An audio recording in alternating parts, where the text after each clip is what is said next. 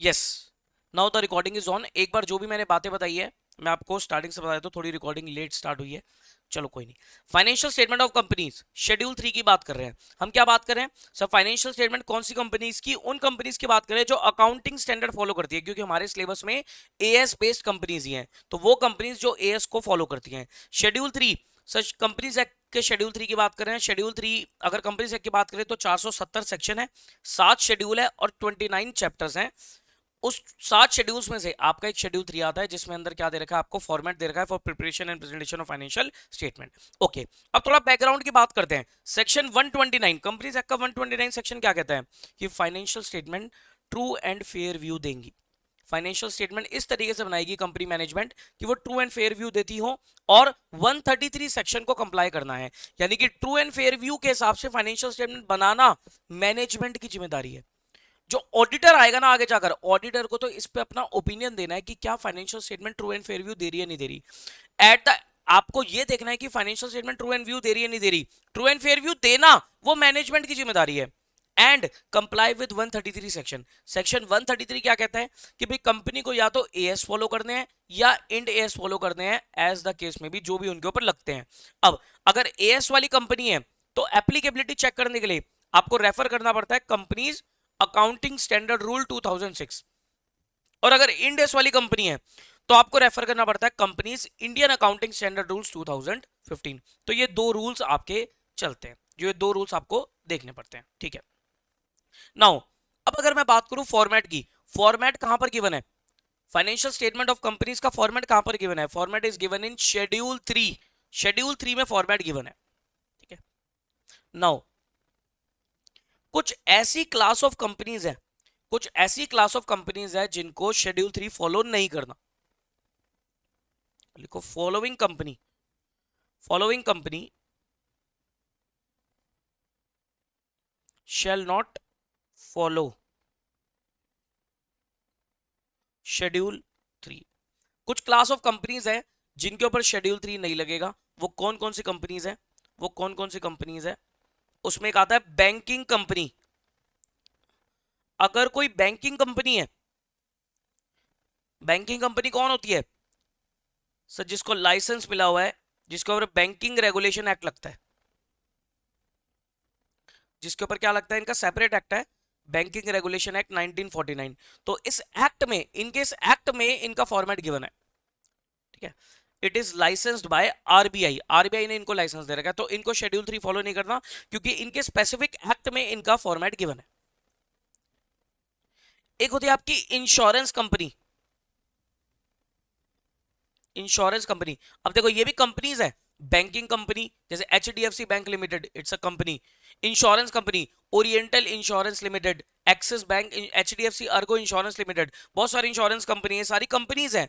लेकिन इनके ऊपर कंपनीज एक्ट तो लग रहा है, लेकिन शेड्यूल 3 के हिसाब से इनको फॉर्मेट फॉलो नहीं करना, क्योंकि इनके स्पेसिफिक एक्ट में इनका फॉर्मेट गिवन है कि भाई बैंक का बैंकिंग रेगुलेशन एक्ट में। ऐसे इंश्योरेंस कंपनी का एक हमारा इंश्योरेंस एक्ट होता है,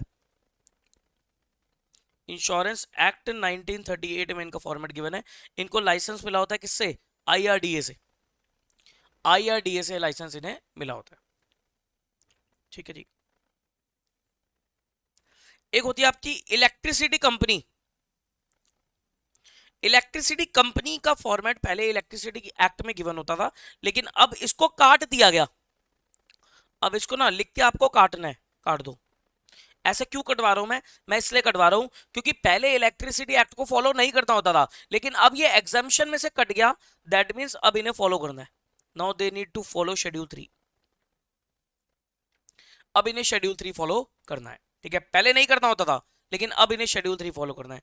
और इसके अलावा शेड्यूल 3 में लिखा है कि कोई भी ऐसी कंपनी, कोई भी ऐसी कंपनी जिसका कोई सेपरेट एक्ट है और उस एक्ट में उसके फॉर्मेट प्रिस्क्राइब्ड है, तो उनको शेड्यूल 3 फॉलो करने की जरूरत नहीं है। मान लो कल को कोई ऐसी कंपनी इनकॉर्पोरेट होती है जिसका कोई सेपरेट एक्ट है और उसी एक्ट में उनके फाइनेंशियल स्टेटमेंट का फॉर्मेट गिवन है, तो फिर उनको शेड्यूल 3 फॉलो करने की जरूरत नहीं है, वो अपने एक्ट वाला फॉर्मेट फॉलो कर सकती है, ठीक है।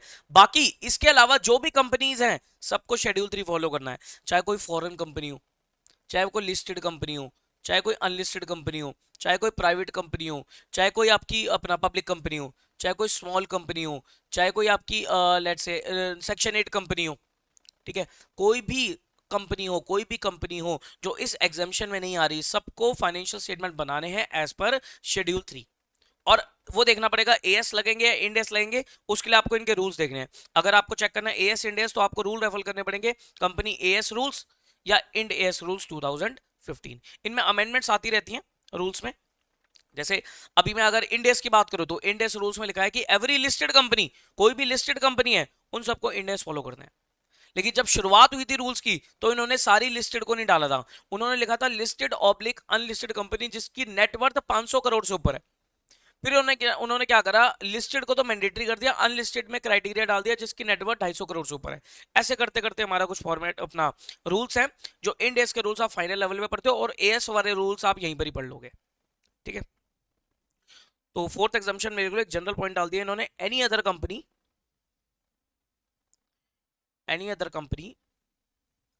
For which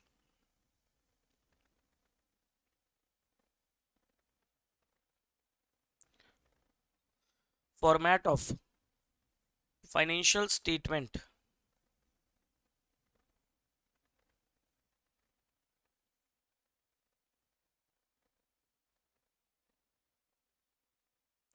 has been specified under the act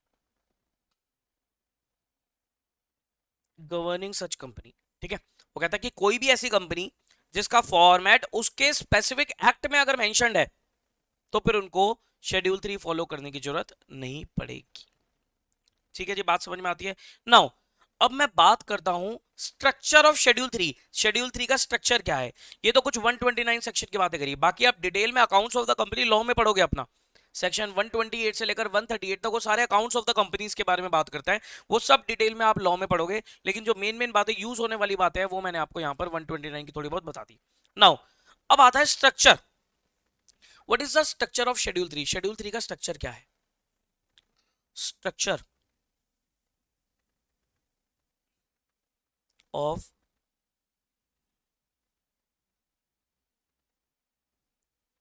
schedule 3, schedule 3 का स्ट्रक्चर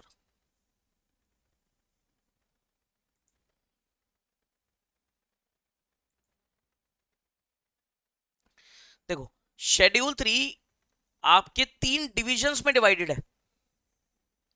शेड्यूल 3 जो है आपका वो 3 डिविजन्स में डिवाइडेड है, division 1, division 2 and division 3। Division 1,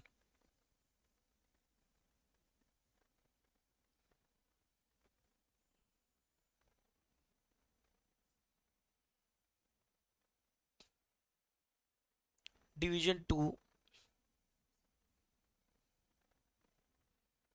and division 3।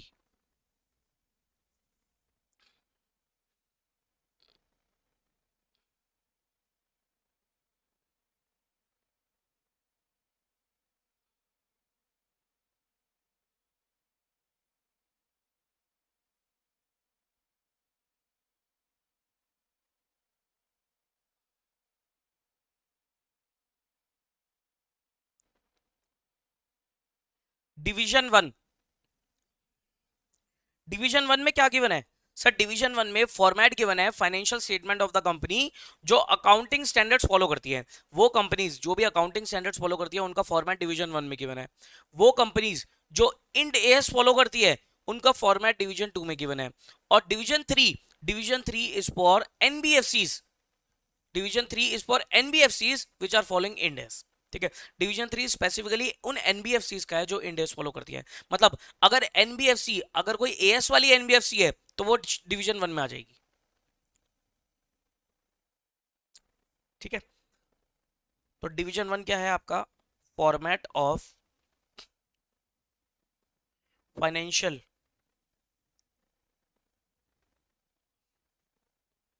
Statement of companies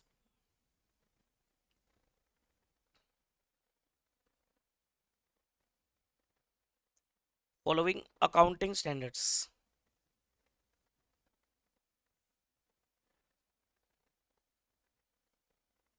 ठीक है। अकाउंटिंग स्टैंडर्ड की बात करो, that is those companies which are following companies accounting standard rules 2006।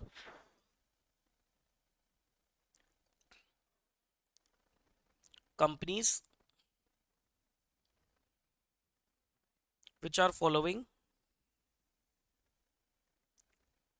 Company accounting standard rules 2006। ठीक है। तो उनका फॉर्मेट, उनके फाइनेंशियल स्टेटमेंट का फॉर्मेट कहां गिवन है? डिवीजन 1 में गिवन है। डिवीजन 2, डिवीजन 2 किसके लिए है? डिवीजन 2 देता है आपका format of financial statement of companies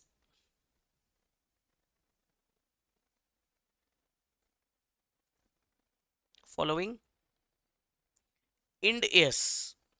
जो भी कंपनी इंड एस फॉलो करती है उनका फॉर्मेट शेड्यूल 3 डिवीजन 2 में गिवन है, that is companies following company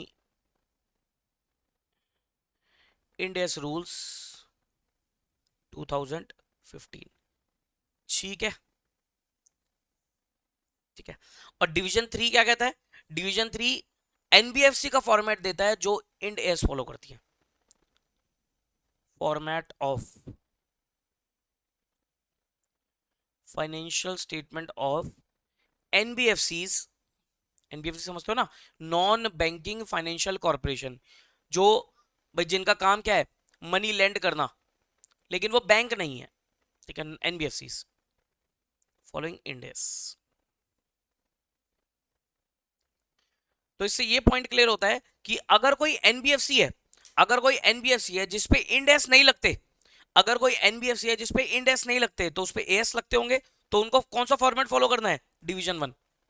उन पे क्या लगेगा? डिवीजन 1 लगेगा। वो एनबीएफसी की बात करो जो इंड एस पे नहीं लग रही। अगर एनबीएफसी पे इंड एस लग रहे हैं तो डिवीजन 3 है फिर। ठीक है। और अगर अदर देन एनबीएफसी की बात करूंगा तो अगर आप एएस में हो तो डिवीजन 1 हो, अगर आप इंड एस में हो तो डिवीजन 2 हो। बैंक हो गया, इंश्योरेंस कंपनी हो गया, इनके ऊपर शेड्यूल 3 लगता ही नहीं है, तो ये अपना फॉर्मेट फॉलो करेगी। लेकिन इसका मतलब ये नहीं है कि इनके ऊपर एएस इंडेस नहीं लगते, एएस इंडेस तो है। हालांकि बैंक और इंश्योरेंस कंपनी दोनों के ऊपर फिलहाल अभी एएस ही चलते हैं, अभी इनके ऊपर इंडेस एप्लीकेबल ही नहीं हुए। तो दोनों के ऊपर, चाहे वो बैंक हो चाहे वो इंश्योरेंस कंपनी हो, इनके ऊपर अभी कंट्री में, इंडिया में एएस ही लगते हैं, अभी इनके ऊपर इंडेस एप्लीकेबल नहीं करे गवर्नमेंट ने। ठीक है। अब सर हमें कैसे कैसे कहां कहां पर क्या क्या पढ़ना है?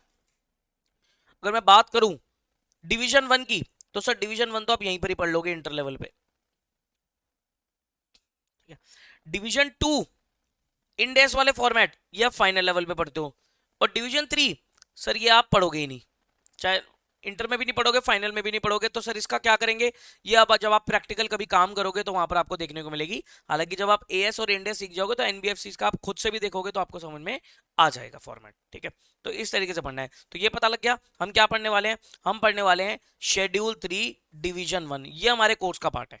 शेड्यूल 3 डिवीजन 1 हमारे कोर्स का पार्ट है। लेकिन मैंने आपको एक बैकग्राउंड दे दिया कि शेड्यूल 3 को 3 डिविजन्स में बाइफरकेट किया गया है। क्या इतनी बात क्लियर होती है?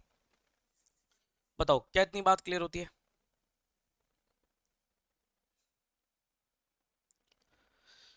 नाउ अब हम सिर्फ बात किसकी करेंगे? शेड्यूल 3 डिवीजन 1 की बात करेंगे, जो हमारा मेन पार्ट है। शेड्यूल 3 डिवीजन 1 जो हमारा मेन पार्ट है, हम उसी की ही बात करेंगे।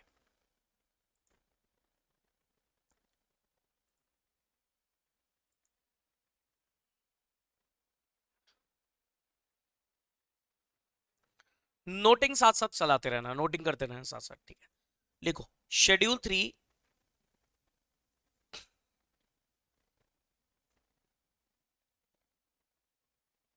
डिवीजन 1,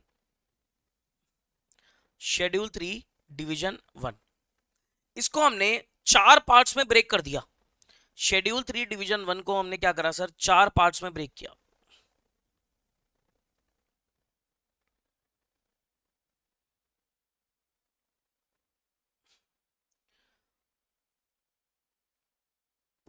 इसके 4 हिस्से हैं। शेड्यूल 3 डिवीजन 1 के 4 हिस्से हैं। जो पहला हिस्सा है उसे हम बोलते हैं जनरल इंस्ट्रक्शन। वहां पर क्या गिवन है? आपकी जनरल इंस्ट्रक्शन गिवन है for preparation and presentation of financial statement. General instruction given है आपके पहले हिस्से में। दूसरा हिस्सा जो सेकंड हिस्सा है उसे हम नाम देते हैं पार्ट वन।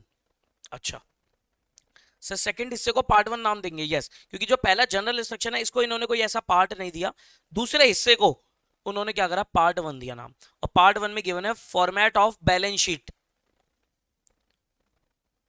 क्या गिवन है? Format of balance sheet plus इसकी जनरल इंस्ट्रक्शन, बैलेंस शीट की जनरल इंस्ट्रक्शन, कि बैलेंस शीट में आपको ना नोट्स वगैरह दे रखे होंगे तो उनकी जनरल इंस्ट्रक्शंस। फिर आता है आपका पार्ट टू। पार्ट टू में क्या दे रखा है आपको? सब पार्ट टू में दे रखा है प्रॉफिट और लॉस का format. Profit and loss account को आप यहां पर क्या नाम देते हैं? Format of statement of PNL. क्या नाम देते हैं? Statement of profit and loss. Statement of profit and loss, इसका फॉर्मेट गिवन है प्लस इसकी जनरल इंस्ट्रक्शंस। ठीक है, तो सबसे पहले इससे में क्या हो गया? General instruction for preparation and presentation of financial statement. कुछ कॉमन बातें, कुछ जनरल बातें। फिर उसके बाद पार्ट वन आएगा।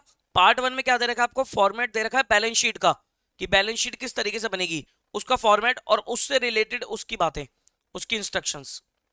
पार्ट टू आपको दे रखा है पीएनएल का फॉर्मेट, स्टेटमेंट ऑफ पीएनएल का फॉर्मेट प्लस उससे रिलेटेड उसकी बातें। और जो चौथा हिस्सा है ये आपको दे रखा है general instruction consolidated financial statement बनाने के लिए।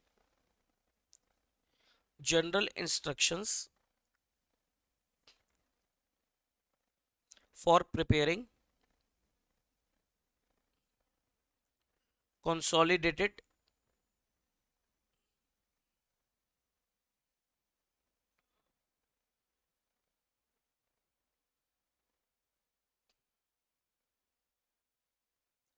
Financial statements. ठीक है, जनरल इंस्ट्रक्शन होगी किसकी? कंसोलिडेटेड फाइनेंशियल स्टेटमेंट की। Is it clear? ये हमारा शेड्यूल 3 का बाइफर्केशन है। क्या हमें चारों चीजें पढ़नी है? देखो हमें क्या है, चारों चीजें पढ़नी है। Answer is no. आपको जो मेनली पढ़नी है ये तीन चीजें पढ़नी है आपको। ठीक है, ये आपका ऐसा जनरल इंस्ट्रक्शन आपके काम की नहीं है। हाँ, हम कंसोलिडेशन का चैप्टर जरूर पढ़ते हैं लेकिन उसमें इतना डिटेल में वो जनरल इंस्ट्रक्शन के बारे में बात नहीं करता, वो कंसोलिडेशन का कॉन्सेप्ट और उसके एडजस्टमेंट्स के बारे में बात करता है। ठीक है, लेकिन हाँ ये पहली तीन चीज आपको पढ़ोगे जिसमें भी आपका पार्ट वन बैलेंस शीट का फॉर्मेट और पीएनएल का, स्टेटमेंट ऑफ पीएनएल का फॉर्मेट, इसको अच्छे से पढ़ेंगे। और जो पहली जो जनरल इंस्ट्रक्शन है उसमें जो मेन मेन बातें आपके लिए रेलिवेंट है एग्जाम पर्पज के लिए, सिर्फ हम वही डिस्कस करेंगे। बाकी मैं आपको ना एक बार शेड्यूल 3 जब हमारा मतलब बीच बीच में आपको शेड्यूल 3 ना जो मेन है आपका, वो उसका क्रक्स है, जो कंटेंट है वो मैं आपको दूंगा। उसमें आपको जो बताऊंगा ना आप उसको रीड कर लेना, एक बार रीड करना है शेड्यूल 3, क्योंकि ऐसा आपको सारा याद नहीं रखना। जो उसकी मेन मेन बात है वो आपको मैं करवा दूंगा और बाकी आप क्या कर सकते हो सर, बाकी आप रीड कर लेना बस। बाकी आप क्या कर लेना, रीड कर लेना, दैट्स इट। उससे भी आपका काम बन जाएगा। नाउ सबसे पहले हम डील करते हैं किससे? जनरल इंस्ट्रक्शन है जो उसमें मेन मेन बातें हैं, फिर पार्ट वन पूरा, पार्ट टू पूरा। ठीक है, तो जनरल इंस्ट्रक्शंस लिखिए।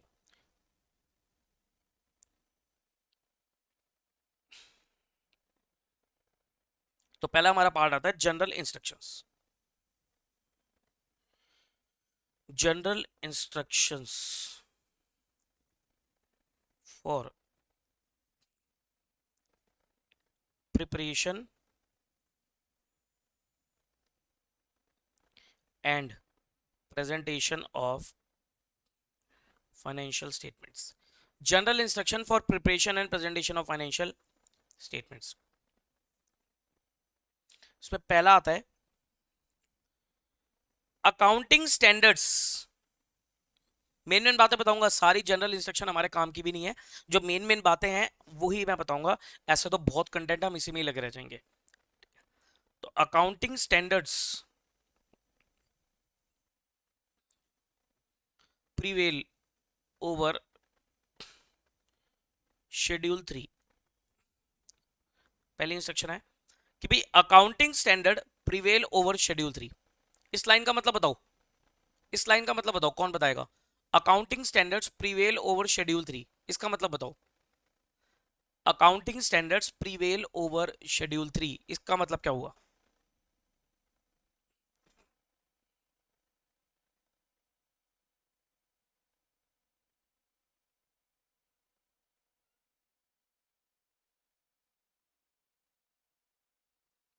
कौन बताएगा इसका मतलब? Accounting standard prevail over schedule 3, इसका मतलब क्या हुआ?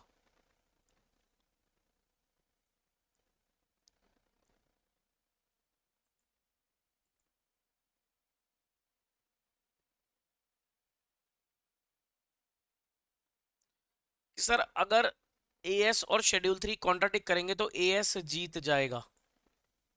यस, ठीक कहा बिल्कुल। कि सर अगर एएस और शेड्यूल 3 में कोई कॉन्ट्राडिक्शन आ रहा है किसी पॉइंट को लेकर, एएस और शेड्यूल 3 में कोई कॉन्ट्राडिक्शन आता है किसी भी पॉइंट को लेकर, तो हमें क्या फॉलो करना है? हमें एएस की बात माननी है, हमें शेड्यूल 3 को चुप करना है और एएस की बात फॉलो करनी है। अगर एएस और शेड्यूल 3 में कोई कॉन्ट्राडिक्शन आता है तो we will follow what? We will follow accounting standard. ठीक है। अच्छा, जब भी मैं एएस बोल रहा हूं तो it includes Ind AS, as includes Ind AS. ऐसा नहीं कि सर एएस लिखा है तो इंड एएस नहीं है, एएस में ही इंड एएस भी आ जाता है क्योंकि इंड एएस भी तो स्टैंडर्ड्स ही है। ठीक है, तो एएस इंक्लूड्स इंड एएस। कोई एग्जांपल दो इसका, कोई एग्जांपल देखते हैं। जैसे कि एग्जांपल के तौर पे मान लो 1 जनवरी 2024 को, 1 जनवरी 2024 को हमने इन्वेस्टमेंट परचेज करी, परचेज्ड इन्वेस्टमेंट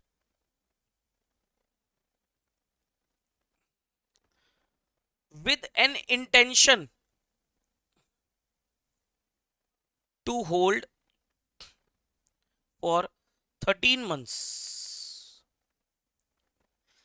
1 फरवरी 2025 को हम उसे बेचेंगे। 1 जनवरी 2024 को हमने कोई इन्वेस्टमेंट खरीदी, ठीक है, कोई शेयर्स, डिबेंचर या कोई भी इन्वेस्टमेंट खरीदी, और हमारी इंटेंशन क्या है कि हम उसे 13 महीने तक अपने पास रखेंगे, मतलब 1 फरवरी 2025 को हम उसे सेल करेंगे। ये हमारी इंटेंशन है। तो हमारा अकाउंटिंग स्टैंडर्ड 13 लगता है इसके ऊपर, इन्वेस्टमेंट के ऊपर एएस 13 लगता है। तो एएस 13 क्या कहता है? एएस 13 कहता है कि ऐसी इन्वेस्टमेंट को, एएस 13 क्या कहता है कि ऐसी इन्वेस्टमेंट को आप क्या नाम देंगे? नॉन करंट इन्वेस्टमेंट बोलेंगे। एएस 13 के हिसाब से ये इन्वेस्टमेंट क्या कहलाएगी? आपकी नॉन करंट इन्वेस्टमेंट कहलाएगी, क्योंकि आपको देखना है इंटेंशन। अगर आपकी इंटेंशन 12 महीने से ऊपर रखने की है तो एएस 13 के हिसाब से उसे नॉन करंट इन्वेस्टमेंट बोला जाता है। ठीक है, बट शेड्यूल 3 ऐसा नहीं कहता। शेड्यूल 3 कहता है, शेड्यूल 3 कहता है कि आपको बैलेंस शीट डेट पर देखना है, आपको बैलेंस शीट डेट पर देखना है कि अगर आप बैलेंस शीट डेट से विद इन 12 मंथ्स अपने इन्वेस्टमेंट को बेच रहे हो तो वो करंट है, अदरवाइज नॉन करंट है। तो यहां पर 1 जनवरी 24 को मैंने इन्वेस्टमेंट खरीदी, तो इसकी बैलेंस शीट डेट क्या होगी? इसकी बैलेंस शीट डेट क्या होगी सर? इसकी बैलेंस शीट डेट होगी 31 मार्च 24। अब वो कह रहा है कि 31 मार्च 24 से आप सेल कब कर रहे हो? आप सेल कर रहे हो 1 फरवरी 2025। वो कह रहा है यहां पर आप देखो, यहां पर आप देखो, तो शेड्यूल 3 का ऐसा कहना है, शेड्यूल 3 कहता है कि अगर ये विद इन 12 मंथ्स रियलाइजेबल है from the balance sheet date, तो ऐसी इन्वेस्टमेंट को आप क्या नाम देंगे? करंट इन्वेस्टमेंट नाम देंगे। क्या ये बात समझ में आती है? आ गया कॉन्ट्रडिक्शन? आ गया 2 पॉइंट्स में कॉन्ट्रडिक्शन।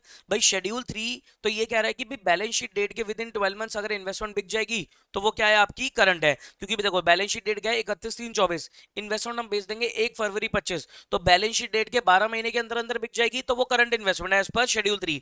लेकिन एएस 13 क्या कहता है? एएस 13 कहता है परचेज डेट से देखो, परचेज डेट से अगर आपकी इंटेंशन 12 महीने से ऊपर रखने की है तो उसे आप नॉन करंट बोलोगे, विद इन 12 महीने सेल ऑफ करने की है तो आप उसे करंट बोलोगे। तो एएस 13 के हिसाब से नॉन करंट जा रही है, लेकिन शेड्यूल 3 के हिसाब से क्या जा रही है? करंट जा रही है। अब बताओ मैं इसे क्या क्लासिफाई करूं? मुझे क्या फॉलो करता है बताओ? मेरे को क्या फॉलो करना है? What should I classify? मेरे लिए क्या सही रहेगा? शेड्यूल 3 में ही ऐसा लिख दिया गया, शेड्यूल 3 की इंस्ट्रक्शन में ऐसा लिख दिया गया कि अगर आपका एएस और शेड्यूल 3 आपस में कॉन्ट्राडिक्ट कर रहा है ना, तो आपको एएस की बात माननी है। दैट मींस आपको एएस फॉलो करते हुए आप इसे क्या बोलोगे? नॉन करंट इन्वेस्टमेंट बोलोगे, करंट इन्वेस्टमेंट नहीं बोलोगे। ऐसा शेड्यूल 3 के अंदर ही लिख दिया गया कि भाई अगर अकाउंटिंग स्टैंडर्ड और शेड्यूल 3 आपस में भिड़ गए हैं तो अकाउंटिंग स्टैंडर्ड जीतेंगे, तो एएस विल प्रिवेल। ठीक है, तो एएस के हिसाब से आप उसे क्या बोलेंगे, नॉन करंट इन्वेस्टमेंट बोलेंगे। Is it clear sir? As overrides schedule 3। ठीक है, बात समझ में आती है? तो एक पॉइंट हो गया कि accounting standard prevail over schedule 3।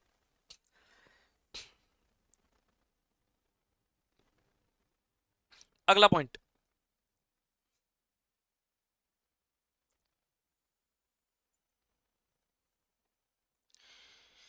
Balance sheet.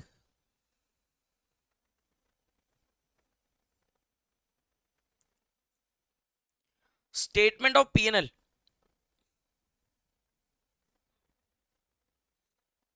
Notes to accounts. अच्छा, शेड्यूल 3 में ना नोट्स टू अकाउंट्स का बहुत बड़ा रोल है।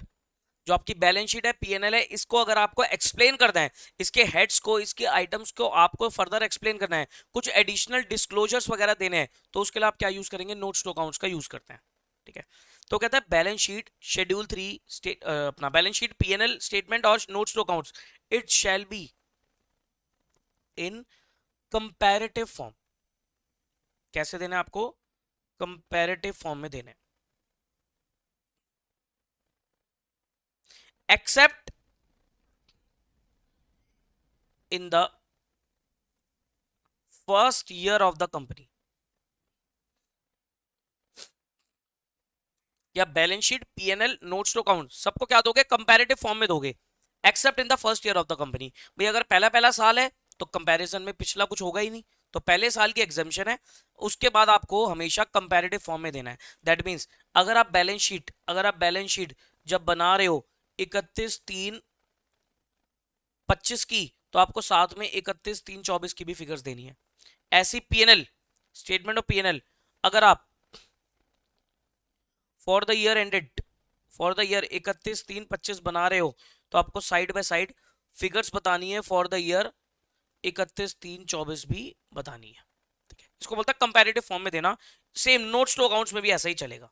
नोट्स टू अकाउंट्स में भी आपको कंपैरेटिव में करंट ईयर और प्रीवियस ईयर साथ में कंपैरेटिव फॉर्म में दिखाना है। ठीक है, लेकिन अगर पहला पहला साल है, पहला पहला साल मतलब सर कंपनी कंपनी इसी साल में 1/4/24 से लेकर 31 मार्च 25 इसी साल में इनकॉर्पोरेट हुई है, ये 24-25 में कंपनी इनकॉर्पोरेट हुई है, तो प्रीवियस ईयर की तो कोई फिगर होगी ही नहीं। तो आपको पहले पहले साल में एग्जाम्पशन है कि पहले पहले साल में आपको कंपैरिजन वाली चीजें देने की रिक्वायरमेंट नहीं है। ठीक है, अदरवाइज आपको कंपैरेटिव फॉर्म में बनानी है बैलेंस शीट, पीएनएल और नोट्स टू अकाउंट्स। क्या ये बात क्लियर होती है? बताओ, कंपैरेटिव वाला पॉइंट समझ में आता है? ये आपने देखा भी होगा, मोस्टली आपने बैलेंस शीट वगैरह देखी होंगी, पीएनएल वगैरह कंपैरेटिव फॉर्म में दिखाए जाते हैं।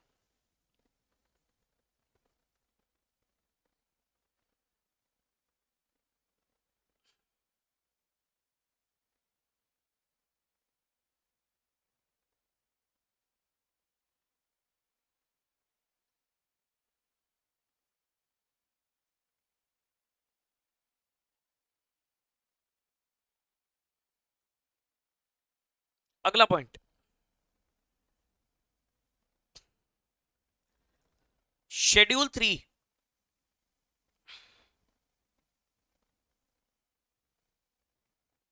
requires disclosures for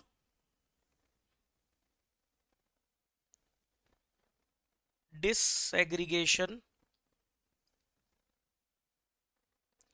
of information। अगर आप इंफॉर्मेशन को डिसएग्रीगेट कर रहे हो, तोड़ रहे हो, तो उसका भी डिस्क्लोजर देना पड़ेगा। Information not disclosed in financial statements.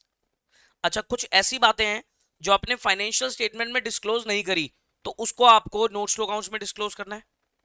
और इसके अलावा कोई भी आपके नरेटिव डिस्क्लोजर होते हैं, या कोई भी आपको एडिशनल एक्स्ट्रा बातें बतानी है, वो सब आपको नोट्स टू अकाउंट्स में बतानी है।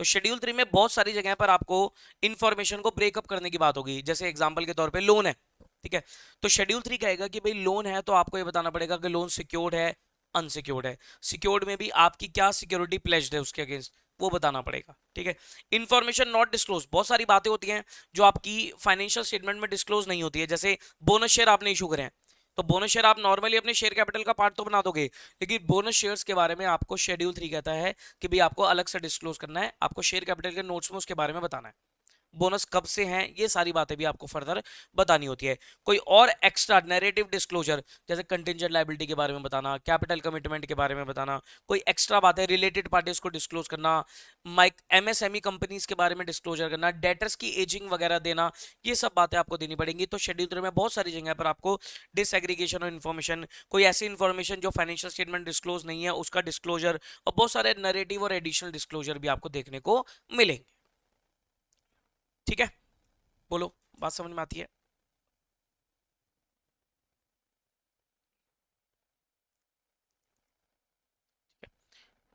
Next point, part 1 of schedule 3। सब part 1 of schedule 3 balance sheet का फॉर्मेट था, provides that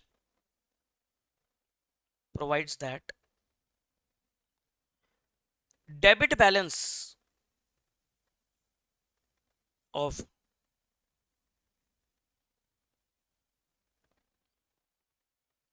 statement of P&L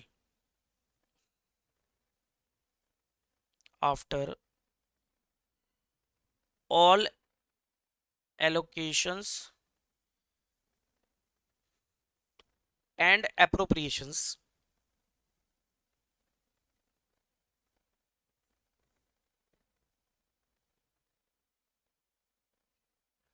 should be shown as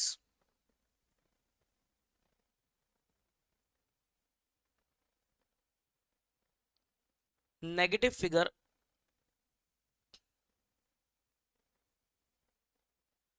under the head surplus. Under the head surplus. Similarly,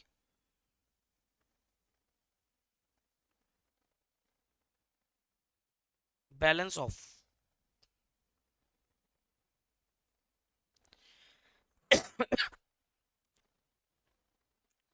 reserves and surplus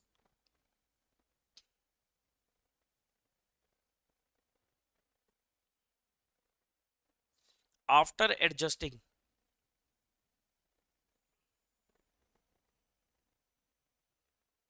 negative balance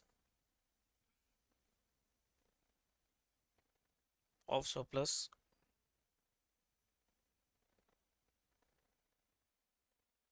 should be shown under the head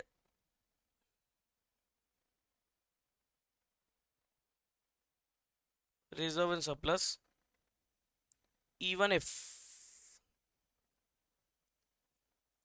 resultant figure is negative.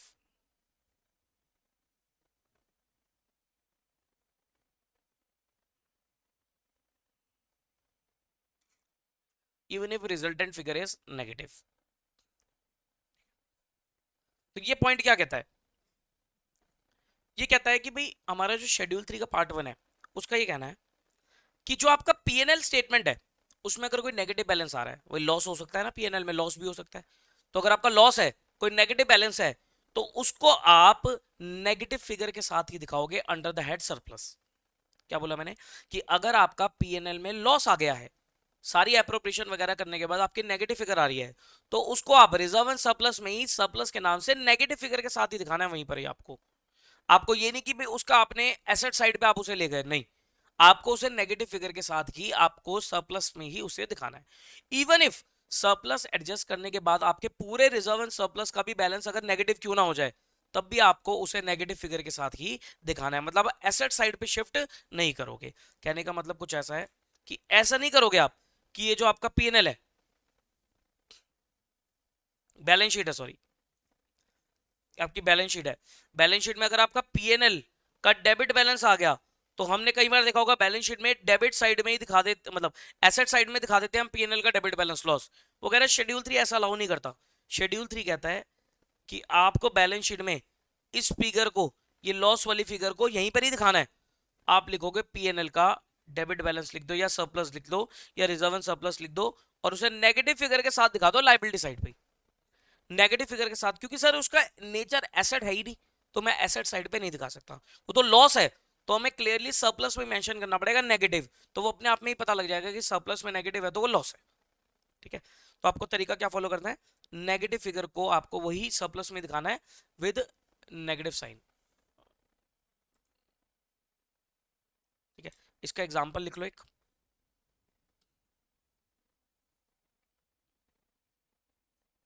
Example लिख सकते हो आप, statement of PNL SPL balance 10 lakh negative, CRR एक reserve है, CRR capital redemption reserve 2 lakh, एक reserve है DRR debenture redemption reserve 3 lakh, और एक है आपका जनरल रिजर्व 1 लाख। तो आप उसे रिजर्व एंड सरप्लस में कैसे शो करोगे, तो आप जब रिजर्व एंड सरप्लस का नोट बनाएंगे तो आप दिखाएंगे general reserve 1 lakh, CRR 2 lakh, DRR 3 lakh, और जो पीएनएल था इसको आप दिखाएंगे किस नाम से, सरप्लस के नाम से, सरप्लस नेगेटिव फिगर के साथ दिखाओगे 10 लाख। और ये करने के बाद भी जो फिगर आ रही है वो आपकी नेगेटिव ही आ रही है, कितनी आ रही है, 4 लाख नेगेटिव, तो कह रहा है 4 लाख नेगेटिव फिगर या बैलेंस शीट में शो करोगे।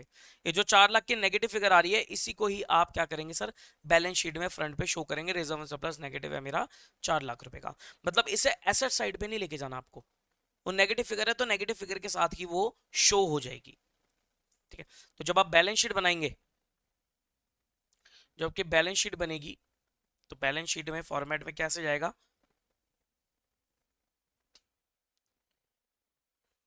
Equity and liabilities,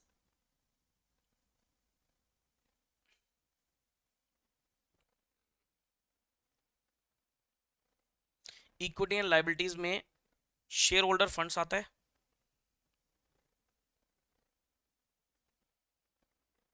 share holder funds में शेयर कैपिटल आती है आपकी, इस क्वेश्चन में गिवन नहीं है, जो भी अमाउंट है वो आ जाएगा, और रिजर्व एंड सरप्लस, तो यहां पर रिजर्व एंड सरप्लस कितना आया था मेरा, 4 लाख नेगेटिव आया, तो हम दिखाएंगे इसे 4 lakh negative, 4 lakh negative.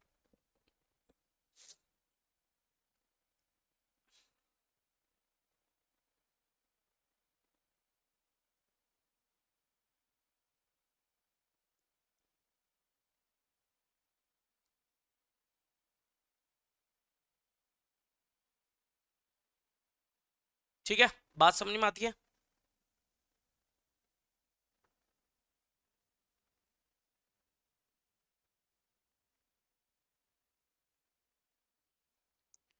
Next point लिखो, पॉइंट नंबर 5, ये नेगेटिव वाला पॉइंट हो गया, पॉइंट नंबर 5, बोनस इशू का एक पॉइंट, मैं दोबारा बता रहा हूं आपको, मैं सारी जनरल इंस्ट्रक्शन नहीं करा रहा, जो मेन मेन आपकी इंस्ट्रक्शन है जिसपे क्वेश्चन बन सकता है, ठीक है, जो पहले भी पूछा गया है उसी को ही बता रहा हूं। Part 1 of schedule 3 requires to disclose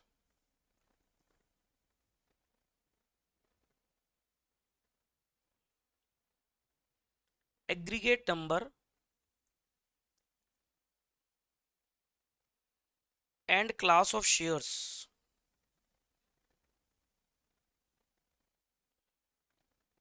allotted as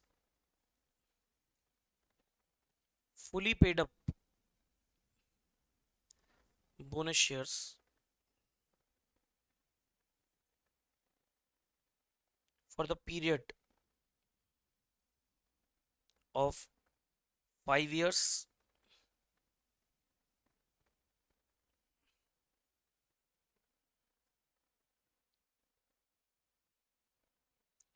immediately preceding the balance sheet date.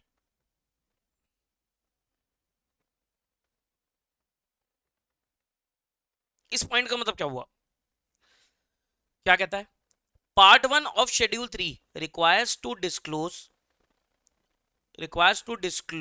Disclosure नहीं, डिस्क्लोज,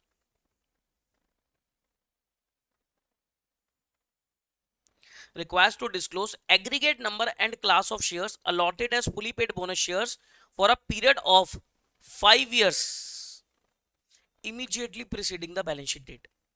वगैरह जो भी आप बैलेंस शीट बना रहे हो उसके पिछले 5 सालों में, पिछले 5 सालों में कितने आपने बोनस शेयर इशू करे हैं, कितने आपने बोनस शेयर इशू करे हैं, कौन सी क्लास ऑफ शेयर है, कितने नंबर ऑफ बोनस शेयर आपने इशू करे हैं, वो आपको बताना है पिछले 5 सालों में। मतलब 31/3/25 की अगर मैं बैलेंस शीट बना रहा हूं तो इससे पिछले 5 साल, इससे पिछले 5 साल यानी कि कब से होंगे, 5 साल लगा लो, 24 25 23 24 22 23 1 4 20, ठीक है। तो 1 4 20 से 31 3 25 ये 5 साल हो गए ना, ये 5 साल हो गए। तो अगर 1 4 20 से लेकर 31 3 25 तक, अगर आप 31 3 25 की बैलेंस शीट की बात कर रहा हूं मैं, अगर आप 31 3 25 की बैलेंस शीट बात कर रहे हो तो 1 4 20 से लेकर 31 3 25 तक जितने भी आपने बोनस शेयर इशू करे हैं तो उसके बारे में आपको डिस्क्लोजर देना है कि कितने नंबर ऑफ बोनस शेयर है और कौन सी क्लास ऑफ शेयर्स है, वो कौन से क्लास ऑफ शेयर्स है। अगर मैं बैलेंस शीट बना रहा हूं 31 3 26 की, तो आपको टाइम पीरियड कहां से चूज करना है, 1 4 21 से, क्योंकि वो कह रहा है कि बैलेंस शीट डेट के इमीडिएटली प्रीसीडिंग 5 इयर्स, जो भी बैलेंस शीट है उससे पिछले 5 साल, 5 साल देखना है आपको। तो ये 5 साल होते हैं, उस 5 साल में कितने आपके total number of bonus shares issue हैं और कौन सी क्लास ऑफ शेयर्स है, इनका डिस्क्लोजर आपको देना पड़ेगा, ठीक है। अच्छा, शेड्यूल 3 आपको ये कह रहा है कि आपको aggregate number and class of shares बताना है, बोनस शेयर का सोर्स क्या था वो नहीं बताना। शेड्यूल 3 ये नहीं बोल रहा है कि आपने बोनस कहां से इशू किया, जिसे बोलते हैं सोर्स ऑफ बोनस, वो नहीं बताना, ठीक है। सिर्फ आपको ये बताना है कि बोनस शेयर कितने हुए हैं और कौन सी क्लास ऑफ शेयर्स है, सिर्फ उसी का ही डिस्क्लोजर देना है, वो भी पिछले 5 सालों का।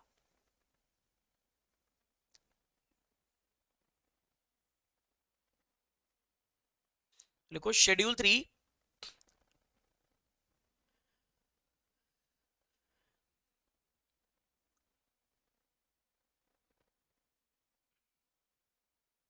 does not require to disclose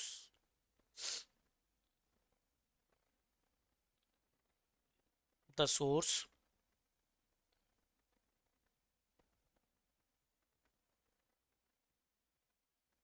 from which bonus shares have been issued, ठीक है।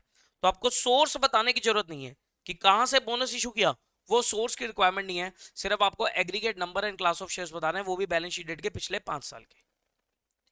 6 पार्ट 2 ऑफ शेड्यूल 3, पार्ट 2 किसका था, पार्ट 2 था स्टेटमेंट ऑफ पीएनएल का। तो part 2 of schedule 3 requires change in inventories of raw material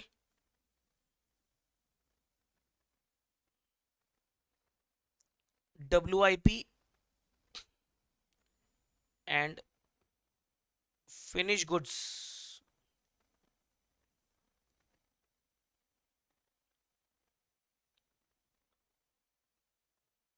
needs to be disclosed। Part 2 क्या कहता है, पार्ट 2 कहता है कि आपको चेंज इन इन्वेंट्री बताना है। जब हम फॉर्मेट पढ़ेंगे अभी पीएनएल का तो उसमें आप एक फिगर पाओगे चेंज इन इन्वेंट्री। तो चेंज इन इन्वेंट्रीज क्या होता है सर, चेंज इन इन्वेंट्रीज होता है आपका opening minus closing, opening minus closing, इसको बोलते हैं चेंज इन इन्वेंट्री, कि कितना चेंज आया है इन्वेंट्री में, ओपनिंग माइनस क्लोजिंग को चेंज बोलता है।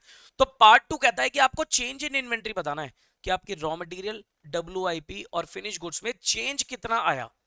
वो बिगिनिंग इन्वेंट्री और क्लोजिंग इन्वेंट्री अलग अलग नहीं मांग रहा आपसे, वो कह रहा है आपको चेंज बताना है, सिर्फ पीएनएल में आपको चेंज बताना है। नहीं तो अगर आप ट्रेडिशनल पीएनएल की बात करो तो हम ओपनिंग स्टॉक अलग दिखाते थे, क्लोजिंग स्टॉक अलग दिखाते थे, शेड्यूल 3 ऐसा नहीं कहता, शेड्यूल 3 कहता है चेंज बताओ, सिर्फ ओपनिंग माइनस क्लोजिंग करके फिगर बता दो कितनी है, रॉ मटेरियल का भी, डब्ल्यूआईपी का भी, फिनिश गुड्स का भी। आपको बिगिनिंग और क्लोजिंग इन्वेंटरी अलग से बताने की रिक्वायरमेंट नहीं है, चेंज बताना है आपको।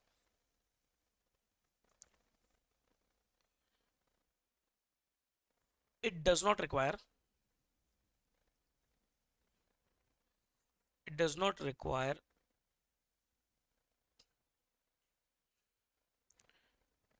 to disclose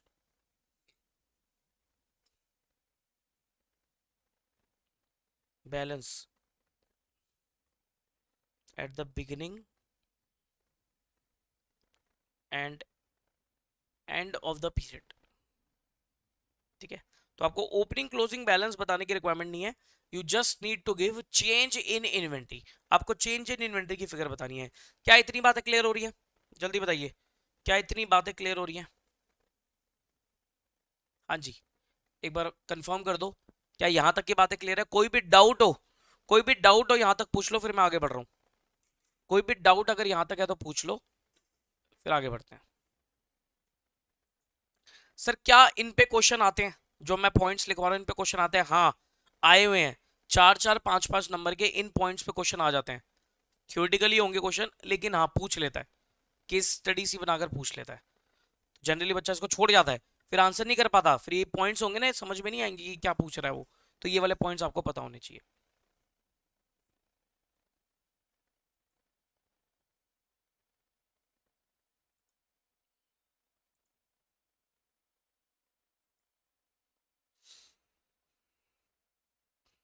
नेक्स्ट अगला पॉइंट,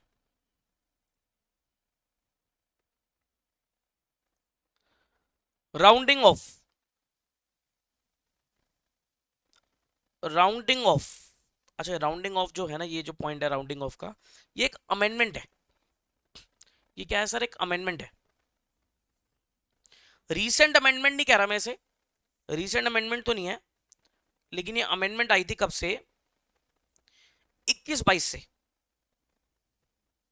तब तो बहुत पुरानी बात होगी। Applicable for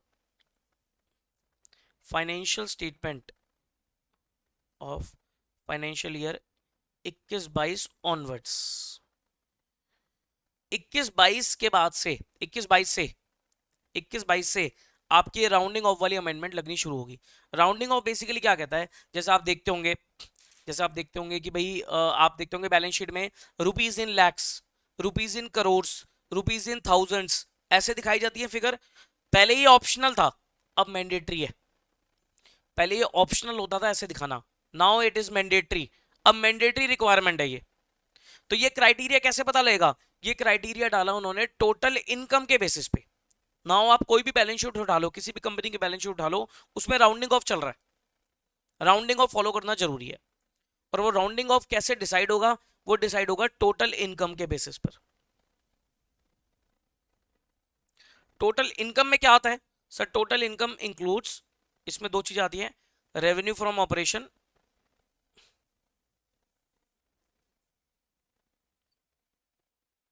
revenue from operation जिसको आप sale, net sale of goods and services भी कहते हो, net sale of goods and services, plus other income, कोई और इनकम, तो वो टोटल इनकम होती है।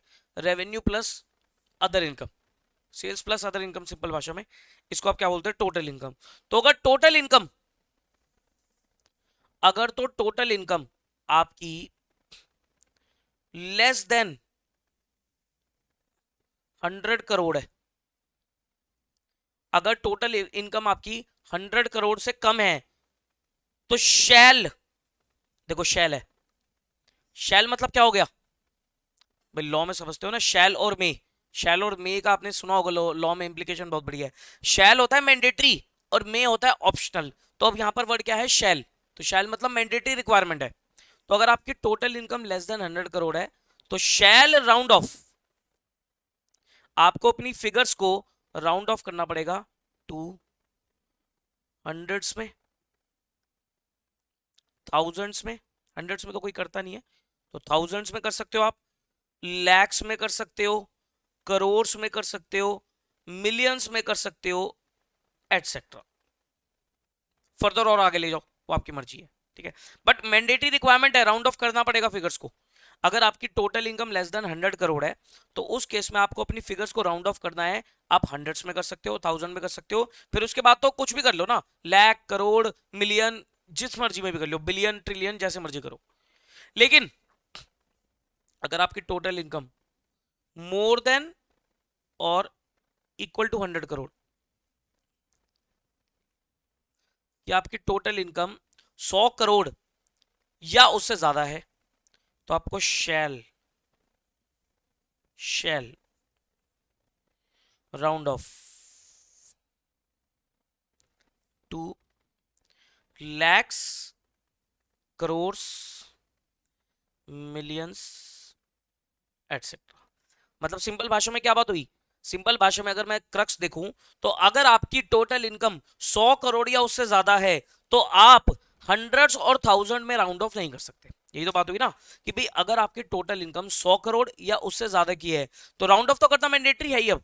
लेकिन अगर आपकी इनकम 100 करोड़ या उससे ज्यादा है तो आप हंड्रेड्स और थाउजेंड में राउंड ऑफ नहीं कर सकते, फिर आपको लैक्स, मिलियंस, करोड़ वगैरह चूज करना पड़ेगा। लेकिन अगर आपकी टोटल इनकम जो है वो 100 करोड़ से कम है तो आप हंड्रेड थाउजेंड्स में भी राउंड ऑफ कर सकते हो। जैसे हम ऑडिट करते हैं तो हमारे पास मोस्टली एंटिटी 100 करोड़ से कम वाली है, जिसकी टोटल इनकम 100 करोड़ से कम है, तो हम उसको क्या करते हैं, हम थाउजेंड्स में बैलेंस शीट बनाते हैं।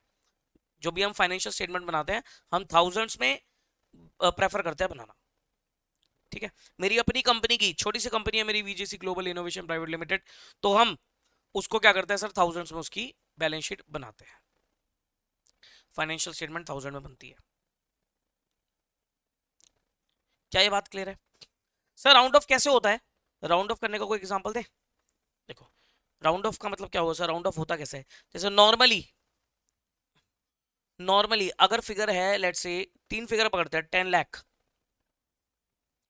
एक पकड़ते हैं 15 लाख, और एक फिगर पकड़ते हैं 24,80,000। तो राउंड ऑफ करना है, अगर आपको राउंड ऑफ करना है रुपीज इन थाउजेंड्स में, तो क्या करोगे, इन फिगर्स को थाउजेंड से डिवाइड कर दोगे। तो बताओ थाउजेंड्स में अगर आपको राउंड ऑफ करना है तो आप कैसे लिखोगे, हजार लिखोगे। 10 लाख को क्या लिखोगे, हजार लिखोगे। 15 लाख को क्या लिखोगे, 1500 लिखोगे। और 2480 को क्या लिखोगे, 24,80,000 को 2480 लिखोगे।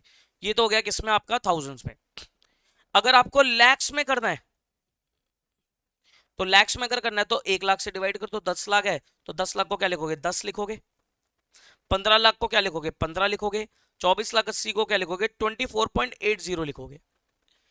अगर आपको करोड़ में ये फिगर राउंड ऑफ करनी है, देखो करोड़ में राउंड ऑफ करनी है तो इस 10 लाख को करोड़ से डिवाइड करोगे, तो 1 करोड़ से डिवाइड करोगे तो 0.10 आएगा। ये कितना आएगा, 0.15, और ये कितना आएगा, 0.248 आएगा। तो जिस भी क्या बोलते हैं उसे, जिस भी क्या बोलेंगे इसे, जिस भी नंबर पे राउंड ऑफ आपको करना है, उसको बेस को क्या बोलते हैं, कुछ बोलते हैं ना, जिस भी नंबर पे आपको राउंड ऑफ करना है, जिसमें मल्टीपल पे आपको राउंड ऑफ करना है, उससे डिवाइड कर दो, उससे क्या कर दो सर, डिवाइड कर दो। ठीक है, ज्यादातर आपको बैलेंस शीट किस में मिल सकती है, यही मैंने तीन पकड़ी है, थाउजेंड में भी मिल सकती है, लाख में भी मिल सकती है, करोड़ में भी मिल सकती है। तो आपके क्वेश्चंस में भी ऐसा मिलेगा, तो क्वेश्चन में जैसी होगी आपको सॉल्यूशन में वैसे ही फॉलो करना है। अगर क्वेश्चन आपका थाउजेंड्स में, लैक्स में, करोड़ में, तो आपको आंसर भी अपना लैक्स, थाउजेंड या करोड़ के हिसाब से ही करना है, ये ध्यान रखना। क्या ये बात क्लियर है? इसके बाद एक बहुत ही इंटरेस्टिंग सा कॉन्सेप्ट हम पढ़ने जा रहे हैं, बहुत ही मजेदार इंटरेस्टिंग सा कॉन्सेप्ट हम पढ़ेंगे, current versus non current assets और current versus non current liabilities.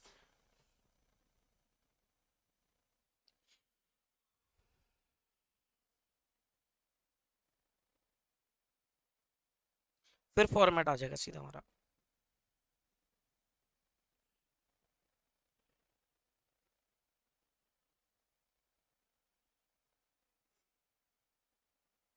बताओ क्या ये बात क्लियर है?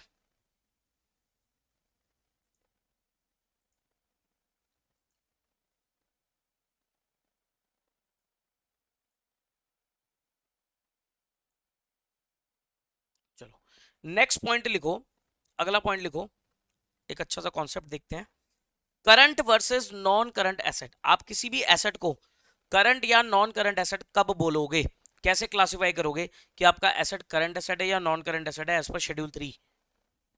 Current versus non current asset,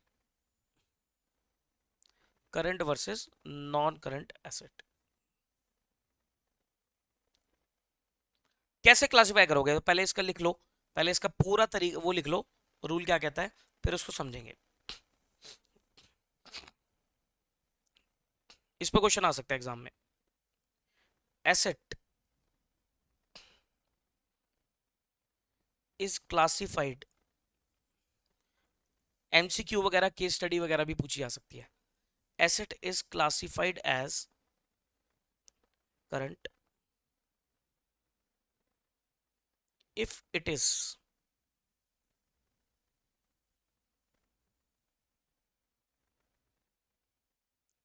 expected to be realized or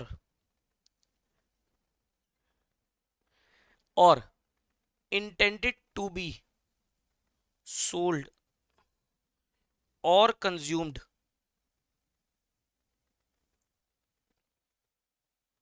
within company's normal operating cycle, or if it is held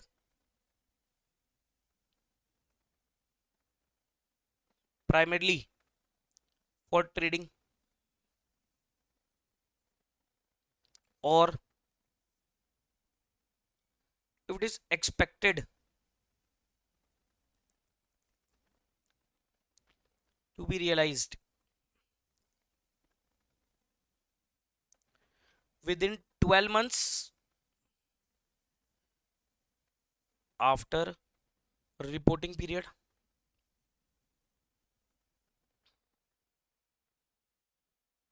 or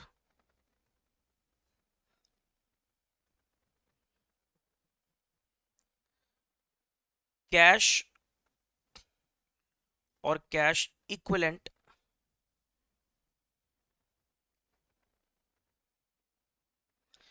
unless it is unless it is restricted from being encashed, unless it is restricted from being encashed or used to settle a liability for 12 months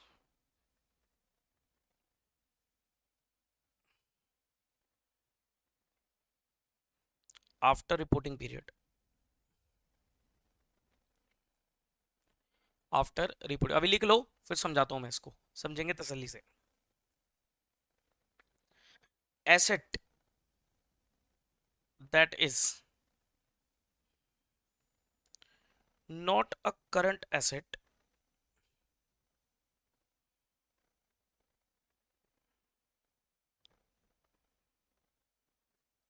is classified as non current asset. ये जो criteria दे रखा है ना आपको, ये criteria, चार जो cases आपको पॉइंट्स दे रखे हैं, वो करंट एसेट्स के हैं। तो वो कह रहा है करंट एसेट चेक कर लो, चारों में से किसी भी पॉइंट में आप फॉल कर रहे हो तो आपका एसेट करंट है। अगर आप चारों में से एक में भी फॉल नहीं कर रहे तो फिर आपका नॉन करंट एसेट है। ऑपरेटिंग साइकिल क्या होती है sir? Operating cycle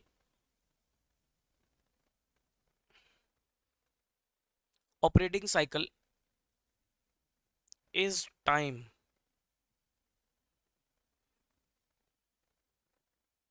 from acquisition of asset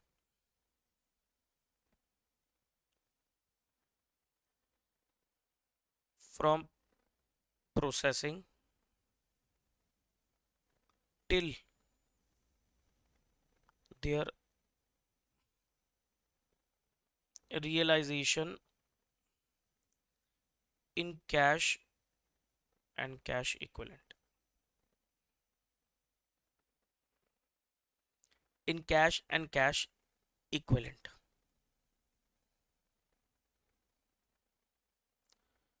ठीक है, तो ये आपका क्या है, एक current versus non current asset. इसको नोट कर लो पहले आप, इसको पहले तसल्ली से नोट कर लो, देन फिर इसको डिस्कस करते हैं। इसके कई सारे एग्जांपल्स मिलेंगे अभी।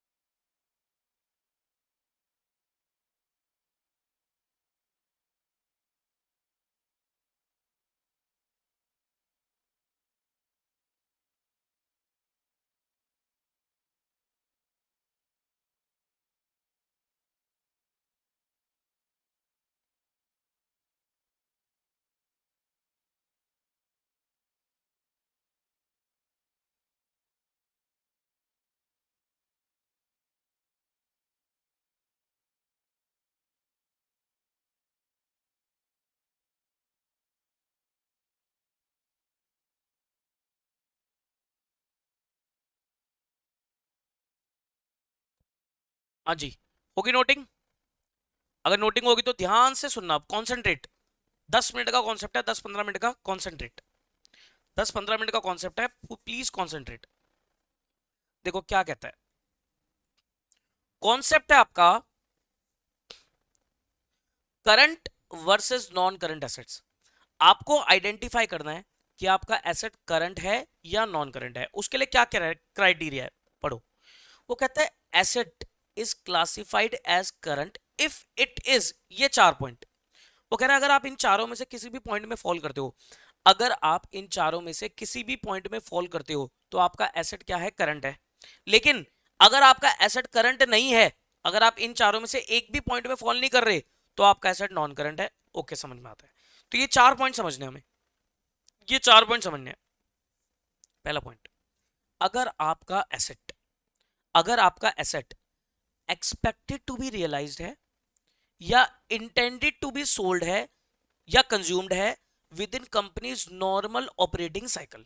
अगर आपका एसेट, अगर आपका एसेट कंपनी की जो नॉर्मल ऑपरेटिंग साइकिल है उसके अंदर अंदर ही एसेट आपका रियलाइज हो जाएगा या सेल हो जाएगा या कंज्यूम हो जाएगा। क्या बोला मैंने? कंपनी की नॉर्मल ऑपरेटिंग साइकिल के अंदर अंदर अगर आपका एसेट रियलाइज हो जाएगा या कंज्यूम हो जाएगा। भाई सारे एसेट हम बेचते नहीं है ना, कुछ एसेट हम कंज्यूम भी कर लेते हैं। जैसे मटेरियल्स है तो मटेरियल्स को कंज्यूम करके हम गुड्स बनाते हैं, तो आपका सारे एसेट बिकते नहीं है, रियलाइज नहीं होते हैं, तो वो आपके कंज्यूम भी होते हैं। तो अगर आपका asset with in companies normal operating cycle या रियलाइज हो जाएगा या कंज्यूम हो जाएगा या बिक जाएगा, तो वो आपका एसेट करंट है। मतलब अगर आपकी नॉर्मल ऑपरेटिंग साइकिल 15 महीने की है और 15 महीने के अंदर अंदर, 15 महीने के अंदर अंदर आपका एसेट रियलाइज हो जाएगा या बिक जाएगा या कंज्यूम हो जाएगा, तो वो एसेट आपका करंट एसेट कहलाएगा। तो आपको पहले कंपनी की नॉर्मल ऑपरेटिंग साइकिल देखनी है। ठीक है, अच्छा, आप इसी सीक्वेंस में चलोगे, जब भी आप चेक करोगे तो वो ए बी सी डी ऐसे ही चेक करोगे। ठीक है, अगर आपको लगता है कि भाई नॉर्मल ऑपरेटिंग साइकिल में नहीं मेरा एसेट बिक रहा, कोई बात नहीं, फिर आपको देखना है कि क्या आपका एसेट ट्रेडिंग पर्पस के लिए तो नहीं रखा आपने। आपका पर्पस ही उसे ट्रेड करने का है, आपका पर्पस ही क्या है, आपको ट्रेड करनी है।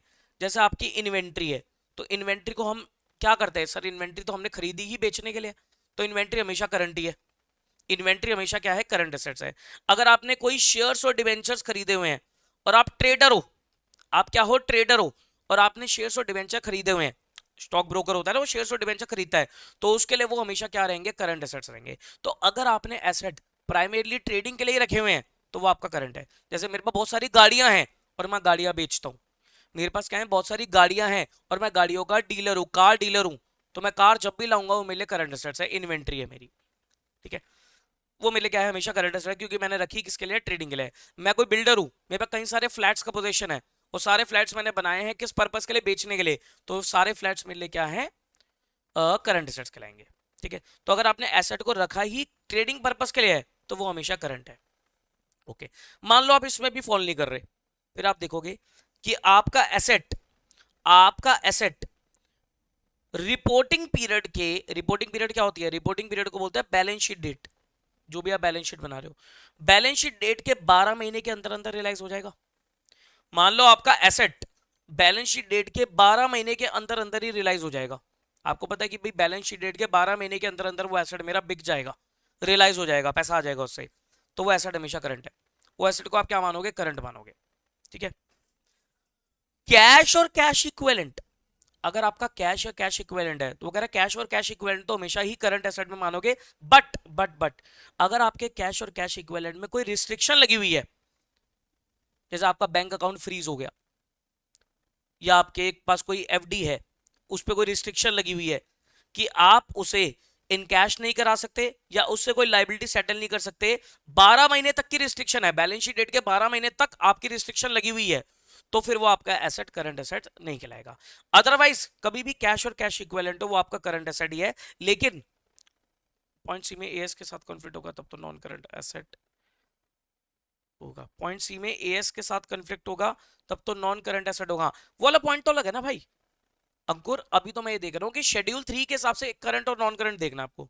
शेड्यूल 3 में करंट और नॉन करंट देख लिया, अब उसे एएस से कंपेयर करोगे तो एएस जीतेगा, एएस जीतेगा फिर। लेकिन अभी तो मैं शेड्यूल 3 में देख रहा हूँ करंट और नॉन करंट, अभी एएस की कोई पॉइंट नहीं आ रहा है यहाँ पर, अभी तो शेड्यूल 3 के हिसाब से करंट वर्सेस नॉन करंट चल रहा है हमारा। ठीक है, तो ये 4 पॉइंट्स है हमारे, ये 4 पॉइंट्स है। दोबारा देखो क्या कहता है। वो कहता है एसेट को करंट एसेट कब बोलोगे, 4 कंडीशन। पहली कंडीशन, अगर आपका एसेट, ध्यान से सुनना, याद भी रखनी है कंडीशन। पहली कंडीशन, अगर आपका एसेट कंपनी की नॉर्मल ऑपरेटिंग साइकिल में रियलाइज हो जाएगा, बिक जाएगा या कंज्यूम हो जाएगा, तो वो आपका करंट है। अगर मान लो नॉर्मल ऑपरेटिंग साइकिल है 5 महीने की और 5 महीने में एसेट आपका बिकने वाला नहीं है, रियलाइज होने वाला नहीं है, कंज्यूम होने वाला नहीं है, तो सब पहली कंडीशन तो फेल होगी।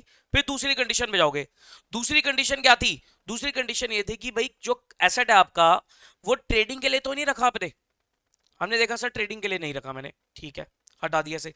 तीसरी कंडीशन, क्या मेरा एसेट बैलेंस शीट डेट के 12 महीने के अंदर अंदर रियलाइज हो जाएगा, भाई ऑपरेटिंग साइकिल तो 5 महीने की थी तो वो टाइम पीरियड तो मेरा कवर नहीं हुआ, लेकिन अब मुझे बैलेंस शीट डेट के 12 महीने के अंदर अंदर देखना है, क्या मेरा बैलेंस शीट डेट से, रिपोर्टिंग डेट बोलते हैं बैलेंस शीट डेट को, तो रिपोर्टिंग पीरियड के 12 महीने के अंदर अंदर रियलाइज तो नहीं हो जाएगा, अगर है तो फिर वो करंट है।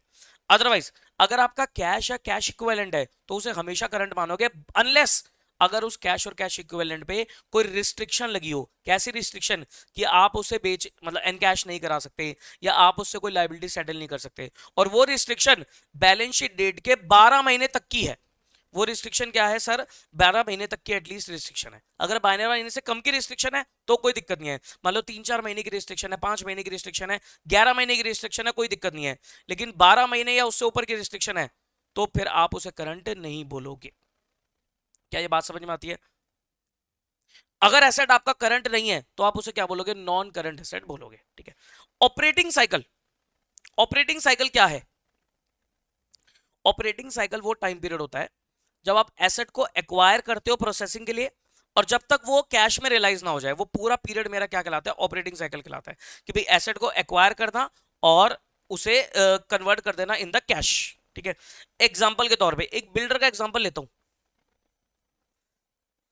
बिल्डर बिल्डर की ऑपरेटिंग साइकिल देखो कैसे बन रही है। ठीक है, एक बिल्डर की ऑपरेटिंग साइकिल निकालते हैं। अच्छा, नॉर्मल ऑपरेटिंग साइकिल है। ठीक है, बिल्डर ने क्या करा सर, सबसे पहले प्लान करा कि मैं एक लैंड खरीदूंगा, प्लानिंग करी है उसने लैंड खरीदने की।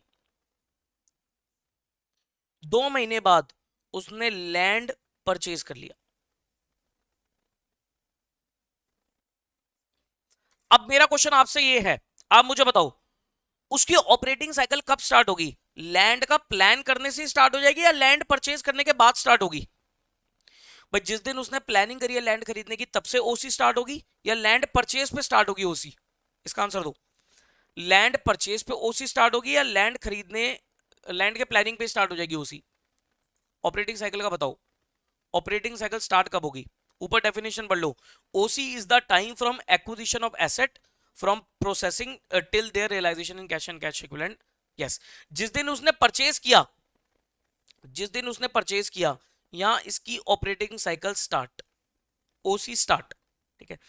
तो डेट देते से 1 जनवरी 2020, 1 जनवरी 2020 को उसने क्या खरीदा, लैंड खरीदा था, तो इसकी ओसी होगी स्टार्ट। अब आगे देखो, फिर 1 महीने बाद इसने क्या करा, रॉ मटेरियल खरीदा।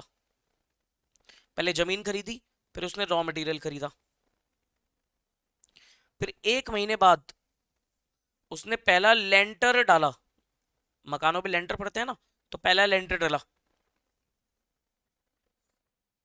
फिर 2 महीने बाद थोड़ा काम डिले हो गया, रुकावट आ गई थी किसी रीजन की वजह से, बैन लग गया था, पॉल्यूशन हो गया तो कंस्ट्रक्शन बैन लग गई, ठीक है। फिर उसका लेंटर नंबर 2 डाला, सेकंड लेंटर डाला, लो जी। अब 3 साल बाद, सेकंड लेंटर पढ़ने के 3 साल बाद कंस्ट्रक्शन होगी कंप्लीट,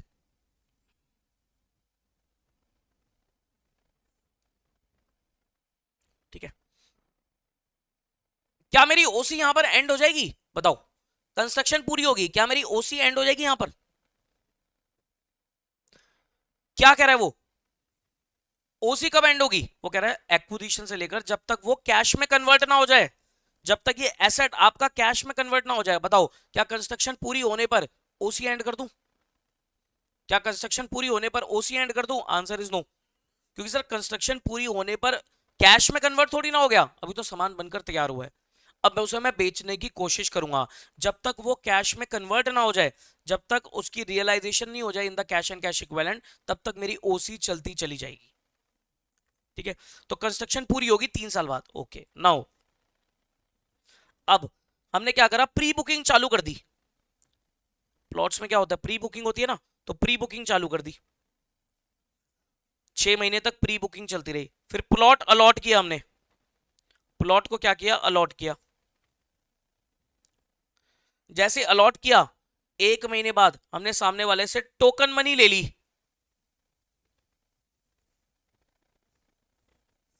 और टोकन मनी के बाद 2 महीने बाद फाइनल पेमेंट आ गई, फाइनल पेमेंट आ गई। यहां पर मेरी ऑपरेटिंग साइकिल एंड होती है, यहां पर इस पोजीशन पे जाकर मेरी ओसी एंड होती है, और ये डेट है 1 फरवरी 2024, ठीक है। तो यानी कि 1 जनवरी 20 से स्टार्ट हुआ, 1 फरवरी 2024 पर। तो बिल्डर की जनरली, आप कोई बिल्डर की बात करोगे तो सर बिल्डर की ऑपरेटिंग साइकिल बड़ी ही होगी, क्योंकि बिल्डर के काम में टाइम लगता है। तो बिल्डर की ऑपरेटिंग साइकिल ये लगभग मैं देखूं तो 4 साल की है। बिल्डर की ऑपरेटिंग साइकिल कितने महीने साल की निकल रही है आपकी, अप्रोक्सीमेटली 4 इयर्स की आपकी बिल्डर की एक ऑपरेटिंग साइकिल है, ठीक है।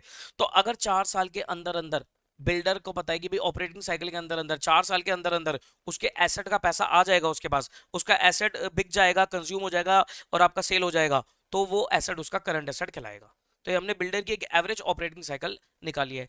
ऐसे ही हर डीलर की, हर पर्सन की अलग ऑपरेटिंग साइकिल हो सकती है, ठीक है। वो उसके नेचर ऑफ द गुड्स के ऊपर, नेचर ऑफ द बिजनेस के ऊपर डिपेंड करेगा। क्या ये बात क्लियर है? क्या ये बात क्लियर है?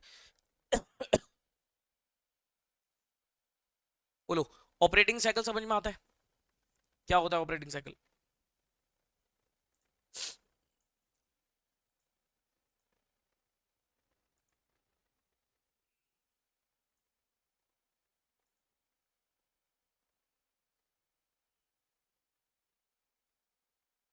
ठीक है, नाउ एक बार दोबारा पढ़ लो। अब मैं इसके ऊपर क्वेश्चन दे रहा हूं आपको, होमवर्क करके लाना है आपको। क्या कहता है, वो कहता है एसेट करंट कब कहलाएगा, एसेट करंट कब कहलाएगा? 4 कंडीशन है। पहला, अगर वो एसेट एक्सपेक्टेड टू रियलाइज है, कंज्यूम्ड है, सोल्ड है with in companies normal operating cycle. अगर कंपनी की नॉर्मल ऑपरेटिंग साइकिल में एसेट रियलाइज हो जाएगा, कंज्यूम हो जाएगा, बिक जाएगा, तो वो एसेट करंट है। अगर एसेट को आपने प्राइमरीली फॉर ट्रेडिंग पर्पस के लिए रखा है, तो वो एसेट करंट है। तीसरा, अगर आपका एसेट रिपोर्टिंग डेट मतलब बैलेंस शीट डेट के 12 महीने के अंदर अंदर रियलाइज हो जाएगा, तो वो एसेट करंट है। और कैश इक्विवेलेंट को आप करंट एसेट बोलोगे, अनलेस उसके ऊपर कोई रिस्ट्रिक्शन ना हो। रिस्ट्रिक्शन कैसी? इन कैश कराने की या उसको यूज करने की टू सेटल द लाइबिलिटी, और वो रिस्ट्रिक्शन रिपोर्टिंग डेट से, बैलेंस शीट डेट से 12 महीने तक की ना हो। अगर 12 महीने से कम की रिस्ट्रिक्शन है, कोई दिक्कत नहीं है। 12 महीने से उससे ऊपर की रिस्ट्रिक्शन है, तो वो दिक्कत है, फिर वो करंट एसेट्स नहीं बनेगा, नॉन करंट में चला जाएगा। तो यानी कि सर कैश और बैंक भी नॉन करंट में जा सकता है अगर उस पर कोई रिस्ट्रिक्शन है। जैसे कि इनकम टैक्स डिपार्टमेंट ने किसी पर्सन का बैंक अकाउंट फ्रीज कर दिया 2 साल के लिए। इनकम टैक्स डिपार्टमेंट ने किसी असेसी का बैंक अकाउंट क्या कर दिया, फ्रीज कर दिया 2 साल के लिए, कि 2 साल तक उस अकाउंट से पैसा नहीं निकाला जा सकता। या आप कोई कोई अकाउंट खोलते हैं, एस्क्रो अकाउंट सुना होगा आपने, कंपनी एक्ट में आप सुनोगे कि कोई एस्क्रो अकाउंट है जिसमें हम स्पेशली पैसा जमा करा रहे हैं, और उस पर रिस्ट्रिक्शन है कि 2 साल तक 3 साल तक हम पैसा नहीं निकाल सकते, वो सब नॉन करंट है। हम पीपीएफ अकाउंट खुलवाते हैं, मैंने अपना पीपीएफ अकाउंट खुलवाया, और पीपीएफ अकाउंट में 15 साल का लॉक इन पीरियड होता है। मैंने कोई एफडी खुलवाई, वो एफडी में 10 साल का लॉक इन पीरियड है तो सब बैंक अकाउंट ही है, तो सब बैंक अकाउंट ही, पैसा इजीली रियलाइज हो सकता है, लेकिन उस पर रिस्ट्रिक्शन है, तो वो सब नॉन करंट कैटेगरी में जाता है। क्लियर है?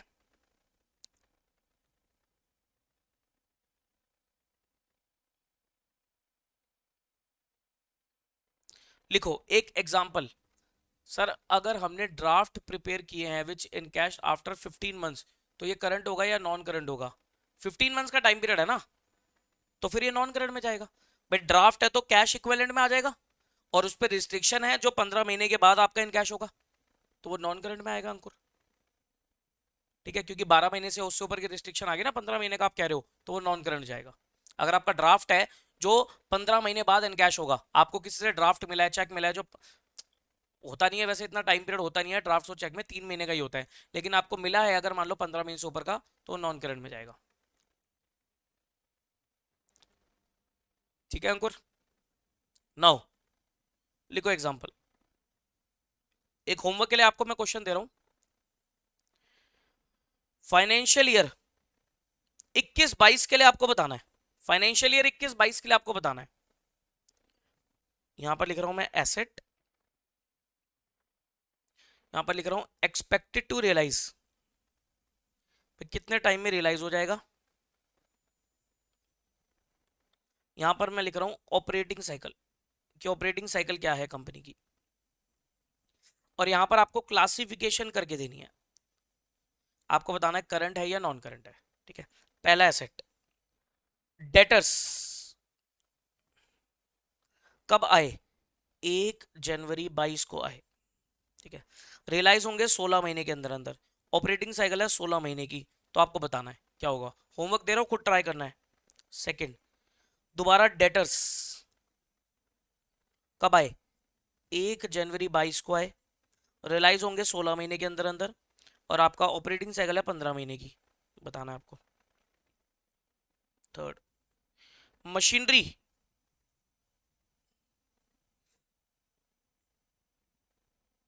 1 जनवरी 22, 15 महीने यूजफुल लाइफ है मशीनरी की। अब मशीनरी तो रियलाइज नहीं होती है, वो कंज्यूम होती है, यूज होती है, तो 15 महीने की यूजफुल लाइफ है, और ऑपरेटिंग साइकिल है 12 महीने की, बताना है आपको। यानी कि सर जो एसेट मेरा खत्म होने वाला होगा ना, उसको आप करंट में लेके जा सकते हो, जो पीपीई आपकी खत्म होने वाली होगी उसको आप करंट में भी लेके जा सकते हो। मशीनरी 1-1-22, 16 महीने, ऑपरेटिंग साइकिल 15 महीने। Debtors last, debtors 1-1-22, 13 months operating cycle, और 13 मंथ्स एक्सपेक्टेड रियलाइज, और ऑपरेटिंग साइकिल इज 12 महीने। ठीक है, तो ये आपका क्वेश्चन है, ये आपको क्लासिफाई करके लाना है एग्जाम, मतलब अभी आपको क्लासिफाई करके लाना है नेक्स्ट क्लास तक कि करंट है या नॉन करंट है।